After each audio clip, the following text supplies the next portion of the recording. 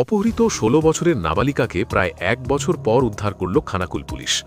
পুলিশের দাবি, অপহরণের পর ওই নাবালিকাকে নেপালে পাঠিয়ে দেওয়া হয়েছিল। কিন্তু হাল ছাড়েনি খানাকুল পুলিশ। লাগাতার ওই নাবালিকাকে উদ্ধারের জন্য বিভিন্নভাবে জাল বিছিয়েছিল তদন্তকারী অফিসাররা। অবশেষে বৃহস্পতিবার উদয়নারায়ণপুর এলাকার একটি বস্তি থেকে ওই নাবালিকাকে উদ্ধার করা হয়। ঘটনাকে কেন্দ্র করে রীতিমতো হইচই পড়ে গিয়েছে আরামবাগ পুলিশ মহলে। বিষয়টি খানাকুল থানার বড় উল্লেখযোগ্য সাফল্য বলে মনে করছেন আরামবাগের পুলিশ কর্তারাও।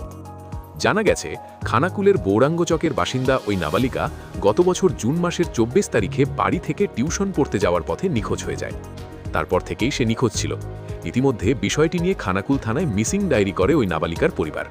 আর তারপরেই ঘটনার তদন্তে নেমে খানাকুল পুলিশের তদন্তকারী অফিসাররা জানতে পারেন ওই নাবালিকাকে একেবারে নেপালে পাচার করে দেওয়া হয়েছে। কিন্তু এর পরেও হাল ছাড়েনি পুলিশ। ওই নাবালিকাকে উদ্ধারের জন্য বিভিন্নভাবে চেষ্টা চালাতে থাকে তারা। দীর্ঘদিন পর পুলিশ গোপন সূত্রে জানতে পারে নেপাল থেকে ভারতে নিয়ে আসা হয়েছে ওই নাবালিকাকে। এই খবর পেয়েই তড়িঘড়ি ফাঁদ পাতে খানাকুল পুলিশ, আর সেই ফাঁদ পেতেই উদ্ধার করা হয় ওই নাবালিকাকে। যদিও অভিযুক্ত দুষ্কৃতীরা পুলিশের ফাঁদ এড়িয়ে পালিয়ে যায় বলে খবর, তবে পুলিশ তাদের খোঁজে তল্লাশি চালাচ্ছে। পাশাপাশি নেপাল থেকে ভারত হয়ে ওই নাবালিকাকে ফের অন্য দেশে পাচার করার চক্রান্ত ছিল বলেও মনে করছে পুলিশ। এই নিয়ে খানাকুল পুলিশ গত ১ মাসে ১০ জন নাবালিকাকে উদ্ধার করল বলে জানা গেছে। বিভিন্ন ধরনের খবরের জন্য লাইক ও সাবস্ক্রাইব করুন বাংলার কথা।